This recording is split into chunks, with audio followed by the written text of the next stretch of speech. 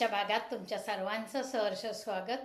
डिसेंबर म्हटलं म्हणजे मग ख्रिसमस येतो आणि ख्रिश्चन बांधवांचा हा सण दिवाळीसारखाच उत्साहाने आपण त्यांच्याबरोबर साजरा करतो. तेव्हा ख्रिसमस हा जो सण आहे त्याबद्दल थोडंसं आपण जाणून घेऊया.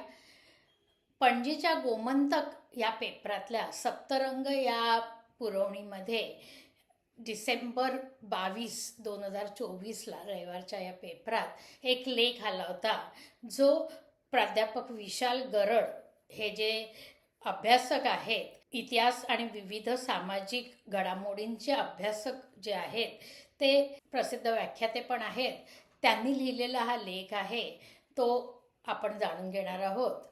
मानवजातीचा तारणहार, येशू ख्रिस्ताबद्दलचं हे आहे आणि ख्रिसमस याबद्दलची माहिती ह्याच्यात आहे. तेव्हा ख्रिसमस बंधुभगिनींना सर्वात पहिल्यांदा ख्रिसमसच्या शुभेच्छा.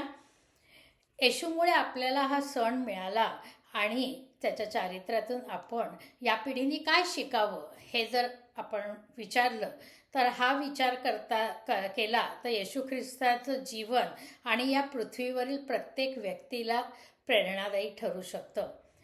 प्रभू येशूंचा फक्त एका धर्मापुरता बांधून न ठेवता त्यांची शिकवण हे अखंड मानवजातीलाच दिशादर्शक आहे. या महाराष्ट्रात महात्मा फुले, सावित्रीबाई फुले, डॉक्टर बाबासाहेब आंबेडकर या थोर महापुरुषांनी मानवजातीच्या उद्धारासाठी खूप कार्य केलं. तरी त्यांच्या मानवजातीकडून त्यांना खूपच त्रास सोसावा लागला हे आपण बघितलं. प्रभू येशूचा कालखंड फार जुना आहे, तरीही चांगलं काम करणाऱ्या व्यक्तीला विरोध हा होतो, त्रास होतो, वेळप्रसंगी आत्माहुतीही द्यावी लागते. हे खूप पूर्वीपासून चाललेलं आपण बघतो आहोत.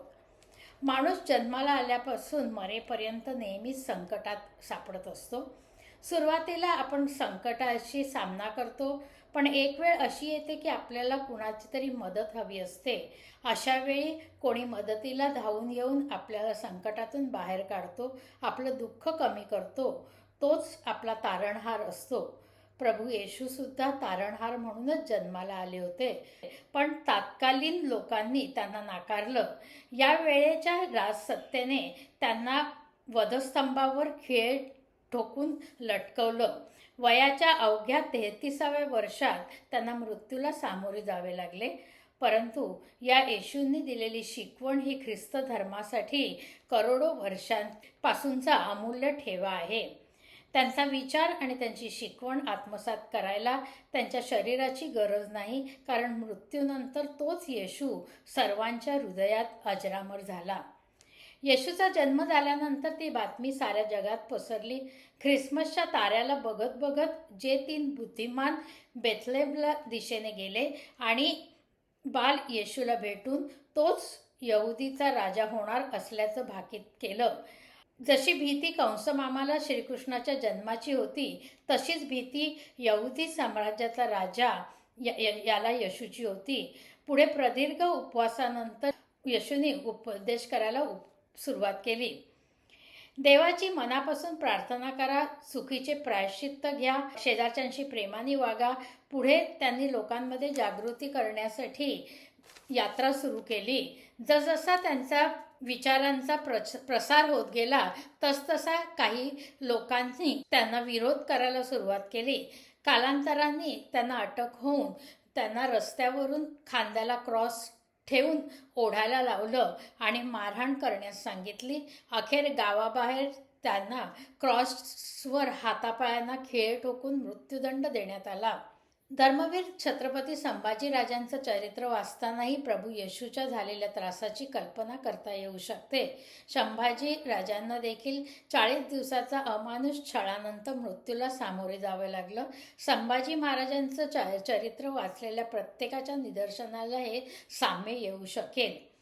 काही माणसं मेल्यावर अमर होतात, पुन्हाही कधीही न मरण्यासाठी. तसेच येशू हे अमर झाले. शरीर क्षणभंगूर आहे, त्यांना जगण्याच्या मर्यादा आहेत, पण विचारांचा मृत्यू नसतो. जोपर्यंत अनुयायी जिवंत आहेत तोपर्यंत विचार पिढ्यानपिढ्या हे हस्तांतरित होत असतात. प्रभू येशूंनी दिलेला शांतीचा संदेश, भक्तीचा संदेश पुढे चालवणं हेच खरं तर आपलं कर्म आहे.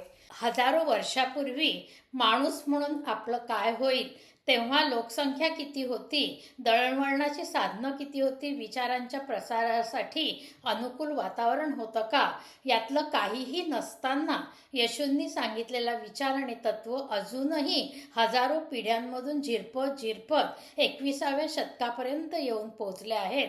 यातच आपल्याला त्याची शक्ती अनुभवता येते. पाप आणि पुण्य या दोन्ही गोष्टी समाजात असतात. यापैकी पुण्याची निर्मिती करणं सोपं, पण पाप संपुष्टात आणणं तितकंच कठीण.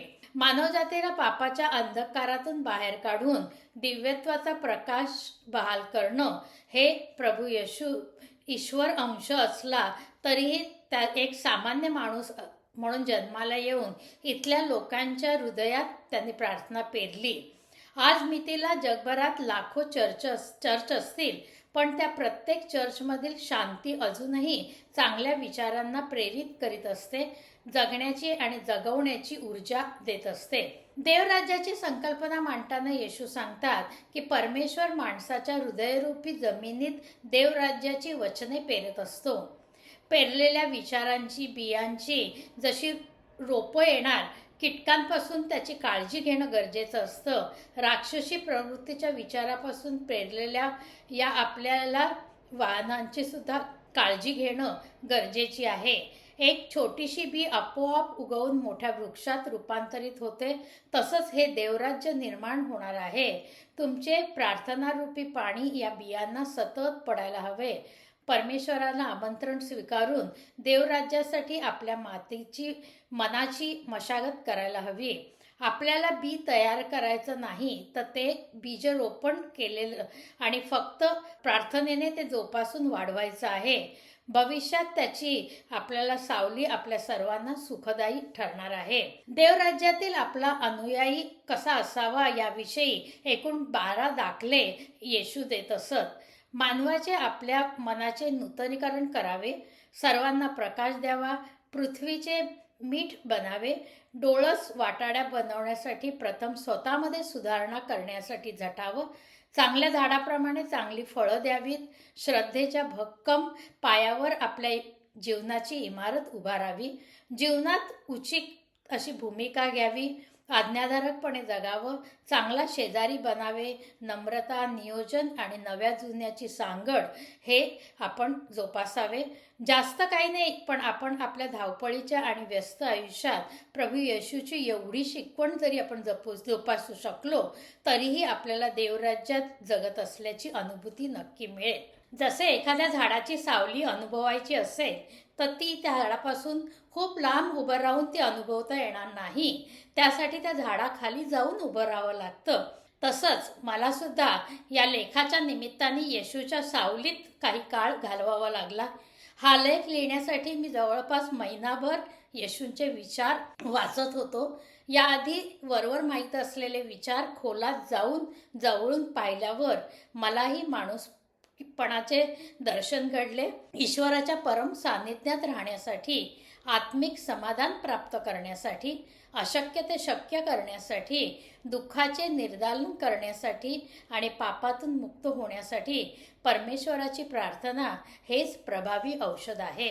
येशू ख्रिस्त यांची ही जी शिकवण आहे ती माणूसपणाची आहे, माणुसकी जगवण्याची आहे आणि ती केवळ एका धर्मापुरती नाही तर सर्वांना लागू होणारी, सर्वांनी ती घेण्यासारखी आहे. या अभ्यासू लेखकाने लिहिलेला हा लेख आणि त्यात त्यांनी दिलेली माहिती खूपच उपयोगाची आहे, म्हणून मला असं वाटलं की आपण आपल्या प्रेक्षकांपर्यंत ती पोहोचवावी, म्हणून मी हा लेख वाचला.